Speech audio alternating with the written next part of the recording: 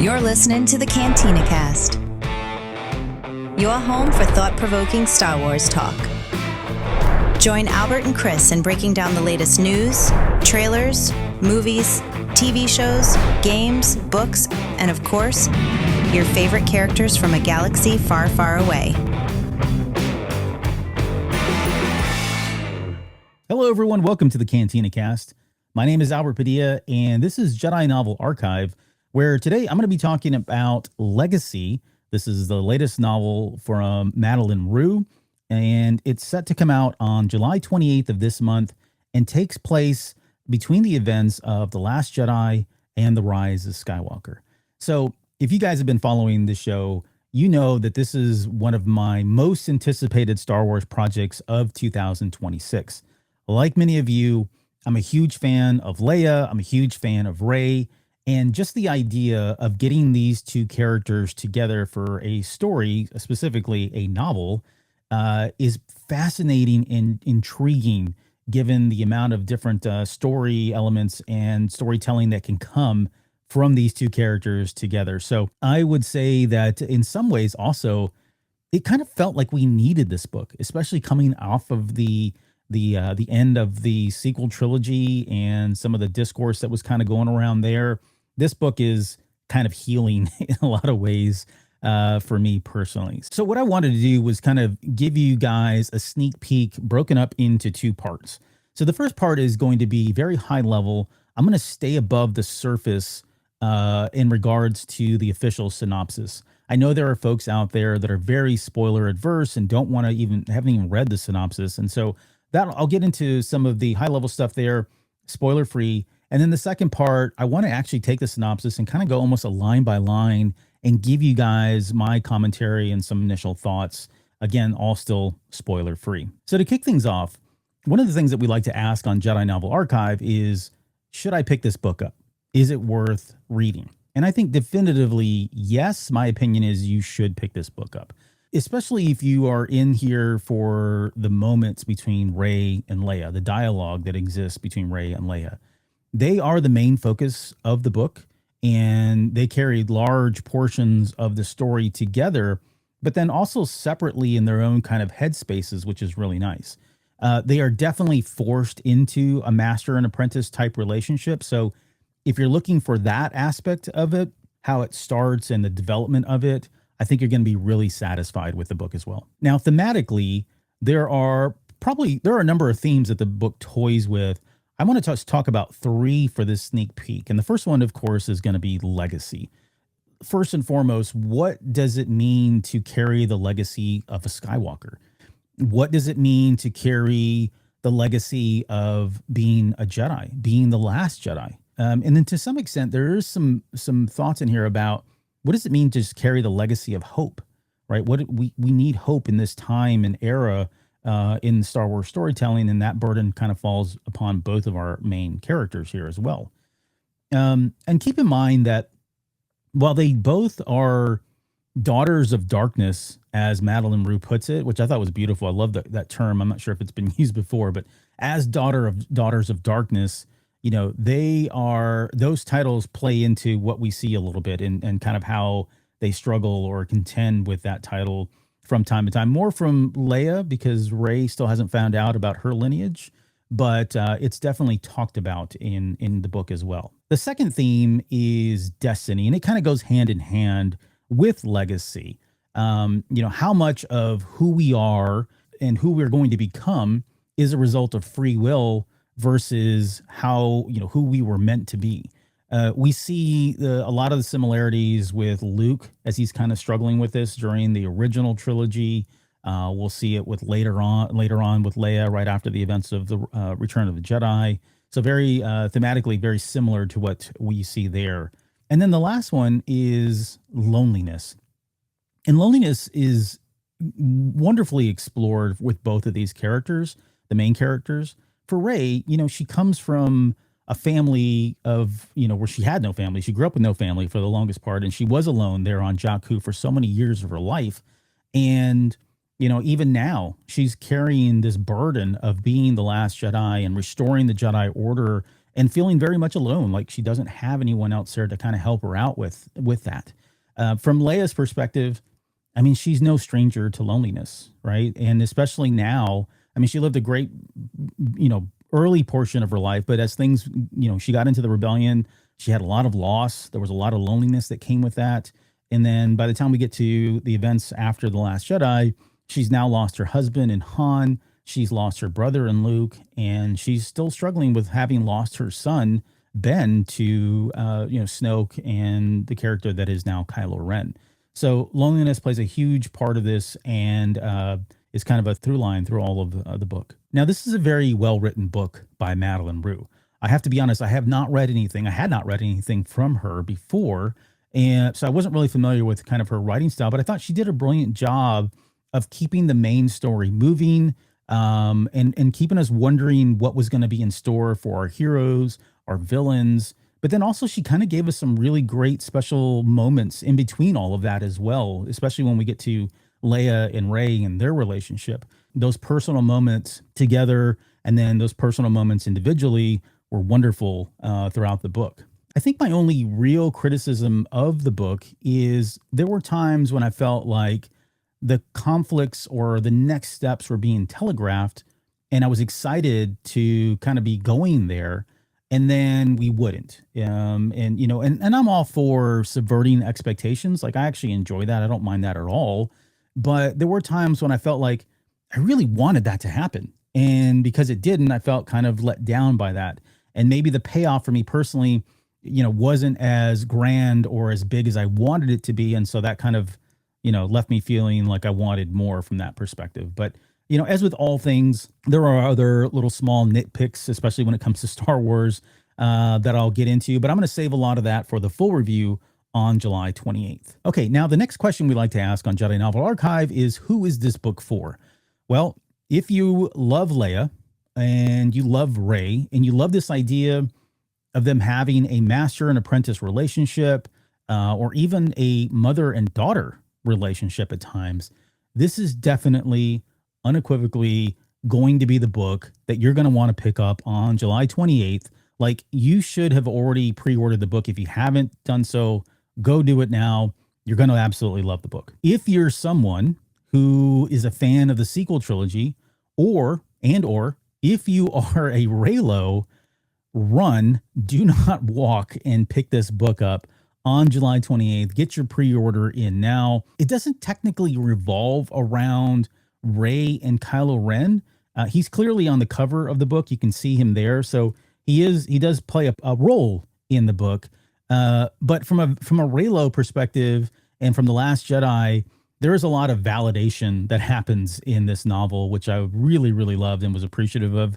And you can expect Kylo Ren to kind of be there, but more in the perspective of like how Rey is contending with all of the events that happen in The Last Jedi, and specifically that throne room scene. All right. So if you know what I'm talking about, you know what I'm talking about. You're going to be satisfied, I think, with some of the stuff that comes on in here. And finally, if you are someone who is obsessed with the Old Republic, like me, and you are looking for more context and lore about the canonical era of the Old Republic, like me, you are going to be happy with this book. Because so much of the book takes place on Tython, you'll find, like me, you are going to be taking lots of notes, tracking the references that are dropped in there. So, and honestly, we just need more of the Old Republic these days. And so this was kind of a warm welcome in that regard. Okay, so for the second part of the review, what I want to do now is break down the official synopsis. So if you're very spoiler adverse and you do not want to get into, you haven't even read the synopsis and you just know that, hey, this is a book with Rey,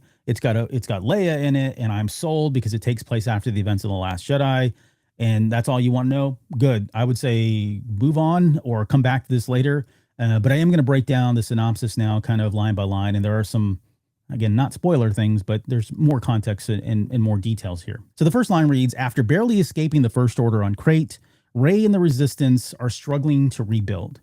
Yes, this is definitely in line with the Resistance at the end of The Last Jedi. They are struggling. They are really on their heels still. And, I'm not really sure how much time has passed since The Last Jedi, but based on the events of this book, I'm going to guess it can't be any more than a couple months, 3 tops, somewhere between 30 and 60 days. So we're still very, very fresh off the heels of the events of The Last Jedi. Okay, the next line reads, her friends need The Last Jedi more than ever, but Rey feels alone and overwhelmed. Jedi tradition is built on masters and apprentices, and Rey's teacher is gone. So here's where the loneliness of it all kind of plays into it. And also keep in mind that Leia and Rey do fall into this master and apprentice relationship, but Leia didn't have a lot of the formal training that we think she might have had with Luke. And the training that she does have was a lot more focused on combat, a lot more focused on lightsaber dueling, because honestly, she was a better duelist than Luke was. We know this now. So Leia does get to share her own experiences and kind of her own perspectives on the Force with Rey, and she does that as a friend and as a mentor. So, and even a mother, like I said, at times, which is very beautiful to watch. Leia Organa tries to train Rey in the ways of the Force as Luke did for so many years ago, but Leia's knowledge is limited. Rey's lightsaber is broken, and the specter of Kylo Ren and regrets from the past haunt them both. How can Leia pass the torch when she herself is unsure of the way? Now, that specter of Kylo Ren, again, is real, and it plays a huge and important role in the development of both of the characters, which is great. This book does a good job of exploring the regrets and even the guilt of both Rey and Leia and what they carry, the burden of that. But it also does that with a number of other characters, supporting characters that are new to the book. And I'll get into that in just a second when we get to that portion of the synopsis. The next part says, but then the ancient Jedi texts offer a glimmer of hope, a long-forgotten Jedi temple on Tython that might hold the key to repairing Rey's lightsaber. The backdrop of Tython is wonderful. Again, like I mentioned earlier. I mean, personally, I wish she would have explored the planet of Tython as a character itself just a bit more, but I get that wouldn't have been in service to the story per se. I think she does enough to do what she needs to with the planet, but this is a personal preference. Again, this is just me loving Tython. I love all the mysteries of Tython. I feel like I'm a scholar of the Old Republic in that regard. And so it's a personal preference, and I get why it didn't play a larger role. We have so much of what Tython is from Legends. And so, throughout the entire time I was trying to compare and go, oh yeah, this has been affirmed, this has not been affirmed, that kind of thing. So again, personal preference, but we do spend some time on Tython. Rey leaps at the chance to journey there, and to her surprise, so does Leia. So Rey's surprise that Leia is going with her and is an aspect of their relationship that honestly I had not considered. And it's so obvious and so glaring now that I'm like, wow, why didn't I think of this? But I think you're going to really love it. And it was just fun to explore and then ultimately resolve by the time we get to the end of the book. Rey and Leia's nascent mentorship is put to the test when they discover the temple on Tython is filled with obscure clues to decipher and arcane trials to complete. I'll talk about more of this when I get to the actual breakdown, but when I was reading this book, there were big chunks of the book that I felt like I was almost playing a Dungeons and Dragons adventure. I don't know for a fact if Madeleine Roux has ever played D&D, so maybe she has. I know she's written some D&D novels, but it very much reads like that, and that is absolutely a complete compliment. There's also an insane moment from Rey that happens when she's in the temple, and I think this is going to be up there as one of those top 10 Jedi moments of all time. I'm really excited to see what everyone says, the reactions that people are going to have when they get to this part. So I can't wait to see what you guys think about it. And certainly I want to engage in that conversation when it happens. Okay, just two more lines here. As they work to unravel the temple's mysteries, they encounter a group of refugees living in the shadows, hiding from a First Order officer hot on the trail of two freedom fighters in their midst. So yes, there are, again, as mentioned earlier, there are a number of other new characters that are introduced, but of course I try to stay clear of talking about them too much because a lot of that really is going to start falling into spoiler territory. So that said, I will say that this book introduces a baddie, First Order baddie, that is one of the most cynical, evil, like gross sickos we've ever had. And I say that in the best of light because I really hated her in all the best ways. I think you guys are going to love to hate this character. The other protagonists are fine. This will be some of the other feedback that I have when I get to my full review, and they do well in service to the book. I just wish I had loved them more by the end of the book than I did. I think a lot of that is because you've got Rey and you've got Leia, and they're such monumental, legendary characters now that it really is kind of hard for them to kind of rise to stand out into that way. So it was difficult for me to get there. I think maybe by the end of the book, there's probably one, maybe two characters that rise to that level, or at least were standouts for me, but I'm still kind of struggling with that a little bit. So again, everybody does fine. There's no really bad feedback here. I think all the characters do just a great job of doing what they're supposed to do and servicing the book, like I said. With the threat of the First Order looming and the secrets of the temple yet to be unlocked, the newly forged master and apprentice must confront their pasts, reach each other in the present, and decide what it means to carry the legacy of the Jedi into the future. And yeah, that about summarizes everything that happens in this book between Rey and Leia. Of course, it leaves out the First Order, it leaves out Kylo Ren, it leaves out the baddie that I mentioned. All of those are important. Just one final thought, I guess, on legacy. You know, she does toy with the question of, like, you know, the Jedi have operated a certain way for thousands of years now. Is that really the right way to go? Should she continue to have a Jedi Order set up the way it has been for so long? That's super intriguing. And we've talked a lot about it on the show, about what that new era of the New Republic is going to look like, or the new Jedi Order. And then the very last thing that I'll say is that this book not only gave me one, not only two, but it actually gave me three freak out moments. I've already talked about one, which is in the temple and what Rey does. As far as the other two, though, well, I'm not going to say. I'm going to leave that up to you guys. I'm going to tease you with that because I think you're going to know when these moments happen. You will know when they happen. But I really love that there were some really standout moments like that from her. And I can't wait to start talking to you guys about this one and all the other moments that I've talked about here. Don't forget, this book drops on July 28th. I will have my full review on the 28th. That'll be a full discussion. That'll be live. So if you guys have questions or you want to comment, you can do so by joining us on the YouTube channel for that recording. And finally, I just want to say thank you guys for all of your support. Really appreciate all of our Patreon members and everybody that supports the show and everything else we do here. Thank you guys so much for joining me for this sneak peek of Legacy by Madeleine Roux. And we'll see you guys here on the next episode.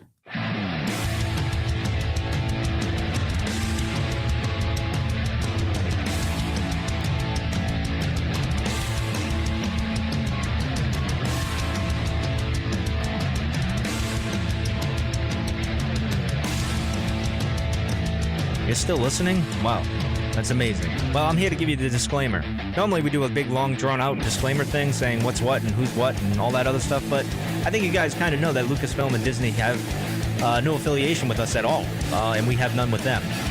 We talk about Star Wars, which is their property, and all that other good, fun stuff, but I think you can tell which is our stuff and which is their stuff. If you can't, well, then send a lawyer to send an email to me, and I'll be glad to chat with them. Other than that, you know what's what, so that's your disclaimer.